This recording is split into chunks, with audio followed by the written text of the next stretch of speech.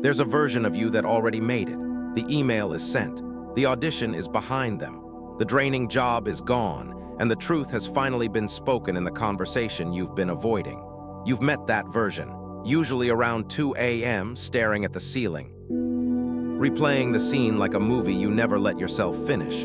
And here's the part nobody tells you: you're not actually scared of failing. You're scared of what happens if you don't. We're taught to fear failure, rejection, loss, embarrassment. Those are the villains in every self-help story ever told. But ask anyone who's quietly abandoned a dream and you'll hear a different confession.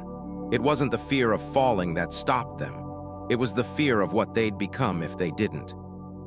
Because reaching your ability doesn't just change your results. It changes your sense of who you are, the people around you, the story you've told about yourself for years, and underneath every excuse, the busy schedule, the not the right time, the endless research before you ever begin. There's a quieter, more honest sentence hiding: if I actually try, I can't blame the world anymore. And that sentence is expensive, because as long as your ability stays just an idea, it costs you nothing. It's the safest, most flattering thing you own. Untouched, unproven, undisappointing. The moment you actually chase it, you risk trading an unreal maybe for a real answer. That's the quiet math running underneath every someday. Not laziness. A trade you didn't know you were making. Notice something strange here. It's rarely the people who don't do well who feel this the hardest. It's the able ones. The ones who could genuinely do the thing if they started. Because the less ability you have, the less there is to protect. But if you've always been the smart one, the talented one, the one who just needs to apply himself, you're not defending a small hope. You're defending a reputation. And reputations are terrifying things to test. Psychologists have a name for this pattern. It's called self-worth protection, and it works like this: as long as you never fully commit, you never fully find out. Your ability stays a rumor, untested and therefore undefeated. The moment you go all in, that rumor becomes a fact. Either you're as good as you hoped, which is its own kind of terrifying because now the world expects more of you. Or you're not, and the sense of who you are you've been quietly protecting collapses in front of everyone watching. So the brain does something clever. It holds back you just enough to keep the mystery alive. You start the project the night before it's due. You research the business for 18 months but never start it. You call it perfectionism, but perfectionism is often just fear wearing a work uniform. Every unfinished thing is a hostage you're keeping. Proof you were never really trying, so you can never really lose. Picture someone you already know. Maybe it's you. The one people called gifted. Teachers said it. Family said it. There's probably a drawer somewhere, or a folder on a laptop with the proof. The half-finished book draft, the business plan, the tryout tape that never got sent. And somewhere around 25, the compliments turned into pressure, and the pressure turned into silence. They stopped painting. Stopped writing the book. Stopped applying.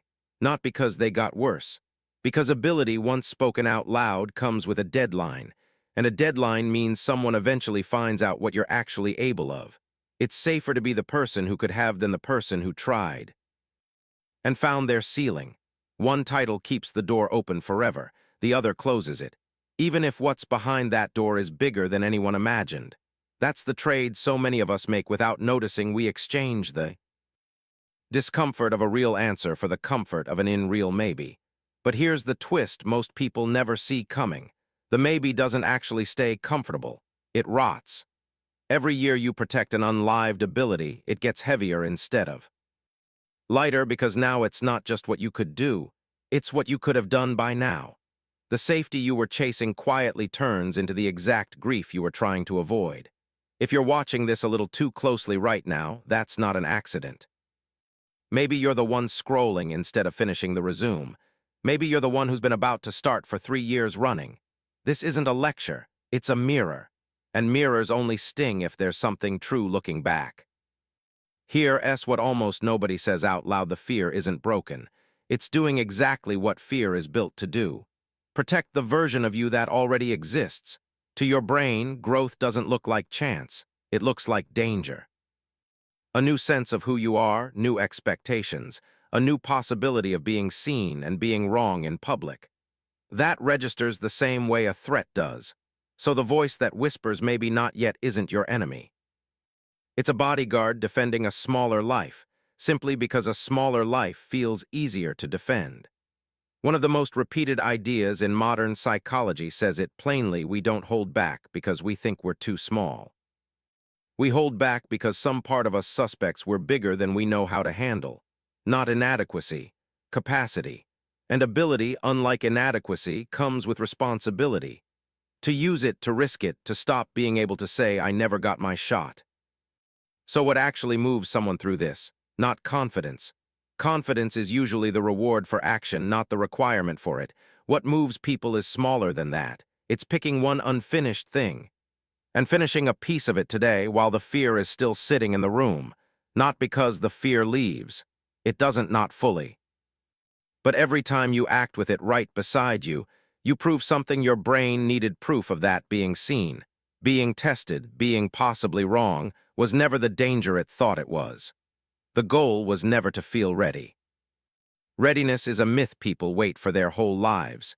The goal is to build a new relationship with the fear. One where it's allowed to come along, but it doesn't get to drive. So think about that version of you from the opening. The one who already sent the email, already walked into the room, already became whoever they were able of becoming. He's not a fantasy, and she's not even ahead of you. He's underneath you, waiting on the other side of the exact thing you're avoiding right now. You were never scared of failing. You were scared of finding out you were never as limited as you let yourself believe. And maybe that's the real reason it's taken this long. Not because you weren't ready, but because some part of you already knew the moment you stop. Protecting the ability, you actually have to go live it. Somewhere tonight at 2 a.m., that version of you is still waiting. He's not asking you to be fearless. He's just asking you to stop making him wait for permission that was never really required. The only question left is how much longer you're going to make him wait.